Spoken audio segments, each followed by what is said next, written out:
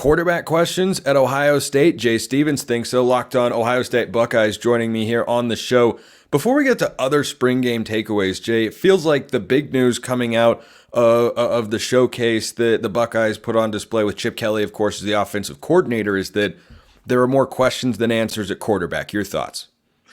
Yeah. More questions than answers right now. That's a good way to put it. I do think the quarterback situation at Ohio State, it's different than last year, to where at this time last year, Kyle McCord was the starter in the spring game.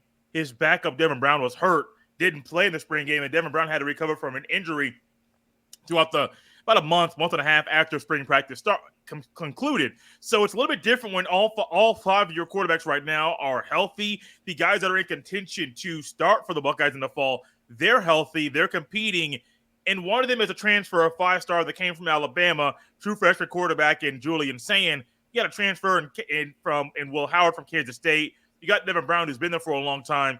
Then you got Lincoln Kienholz and Aaron Nolan that are guys on the roster, but nobody thinks Kienholz or Aaron Nolan have a realistic opportunity to start this year, and I don't think it's a problem or a bad thing for their careers. I do wonder, though, what do Chip Kelly and Ryan Day value more? Is it more athleticism and ability to run, taking away a little bit in the passing game? Or is it Ryan Day's offense, where Ryan Day wants an emphasis on the arm? Day didn't run a lot at all, really. Kelly's going to run a little bit. So it's more emphasis on the arm and then running a little bit more than normal. Where do the coaches stand right now? They ran a whole lot in that spring game. So I think they're going to put a little more emphasis on the athleticism and ability to run. But I know Day doesn't want to take away from the passing game either and just have a guy out there who can't make all the throws because he's really athletic. All that is to say, after the spring game, I don't really know who has the upper hand right now, because the coaches, no matter what they saw, we really didn't see one guy show that he is head and shoulders above everybody else. So we're going into the summer like we did last year, not sure who QB1's going to be.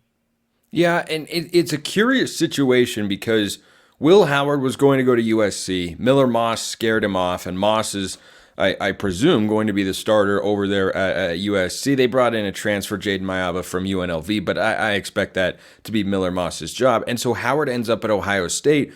And when you bring in a guy who is that experienced, I think the only quarterback I can think of in the last couple of years who has transferred to a power school and ended up being a backup after starting elsewhere was Spencer Sanders, who was a starter at Oklahoma State. He went to Ole Miss. He was not the starter. That was Jackson Dart's team, and it'll be Jackson Dart's team once again this year. And Sanders, I'm pretty sure, is out of eligibility now. So maybe that comes to fruition here with the Will Howard, but this feels like it has changed from the feeling of a month ago or 2 months ago, where you would have assumed, Will Howard is going to start at Ohio State. But is there really something to the idea that Will Howard doesn't start at Ohio State this year?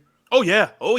I ain't got to wait a little bit to respond to that one, Spencer. Absolutely. There is a realistic opportunity that the Kansas State transfer won the Big 12 Conference Championship, beat TCU in that Big 12 championship game, does not start at Ohio State. And I don't think that's a knock on him as a player. And that's not saying that he's not talented. That is just showing that the talent at Ohio State is so high right now that even a true freshman quarterback has a realistic opportunity to win the job over a seasoned quarterback, really experienced guy in Howard. Let's not forget Devin Brown. I know he is still here.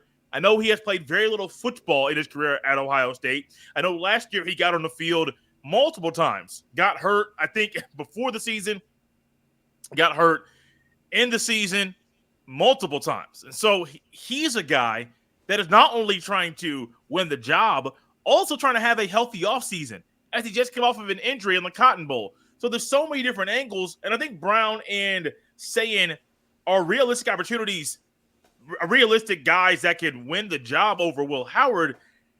Hearing Julian Sayin and saying Ryan Day is saying that Sayin is in the mix to be a quarterback and win the battle, that was not something I would expect right now this time of year, but that actually happened prior to the spring game. So I'm sitting here in my head like, could it be Sayin? Yeah, but he has to show you a lot. It's hard to trust a guy that young on a big stage like Ohio State. Does Devin Brown have an opportunity to win? Yes, but he also has to show you a lot, and you have to hope that he's healthy.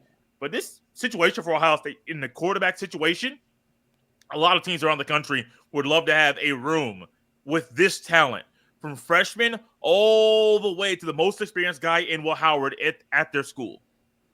Yeah, it's definitely the deepest quarterback room. And I've said multiple times on the show before, and still contend as the transfer portal opens today when this show is airing, one of these guys has got to leave, right? Like at least one, it feels like, is going to seek an opportunity elsewhere. Between the stacked number of quarterbacks and the struggle for playing time there and the caliber of guys in the room, I feel like at least one of these guys is leaving. Who do you think that would be? Ooh, you got to put me on the spot.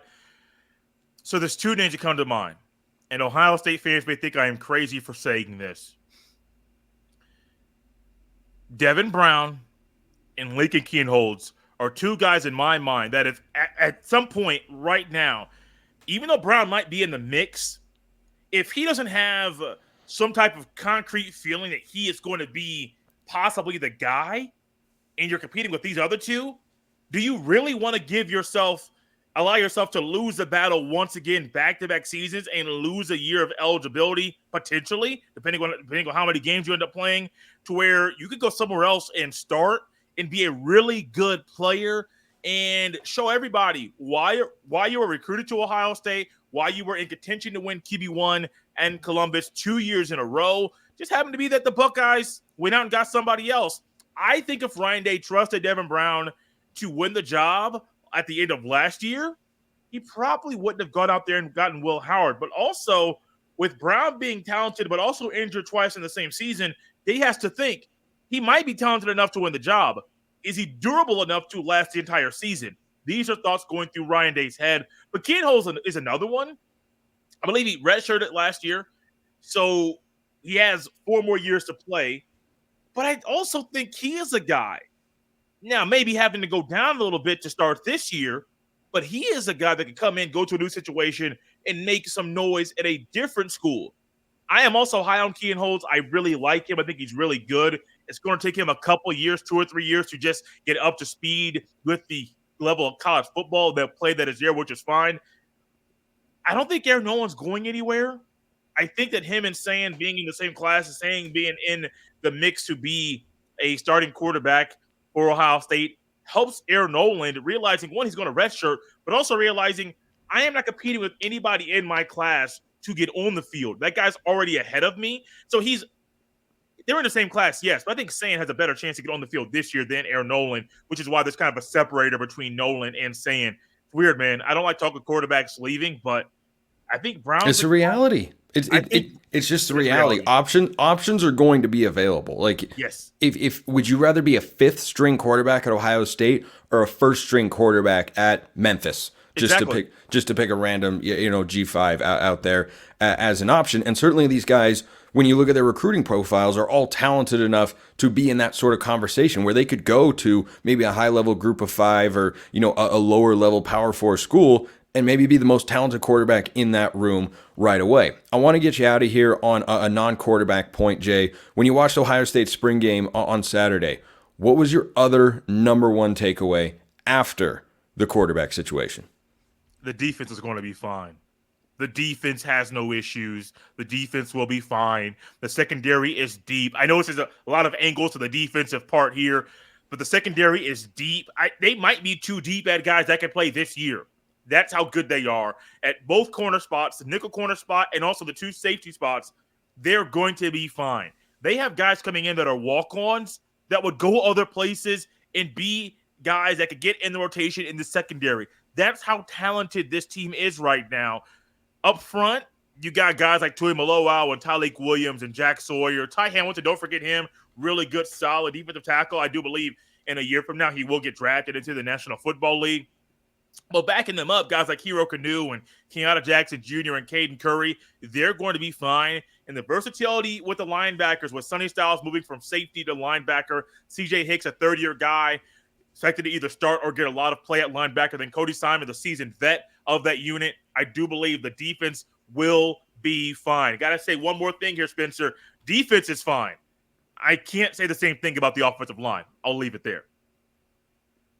Interesting times in Columbus, to say the least, for the Big Ten favorite, Ohio State Buckeyes.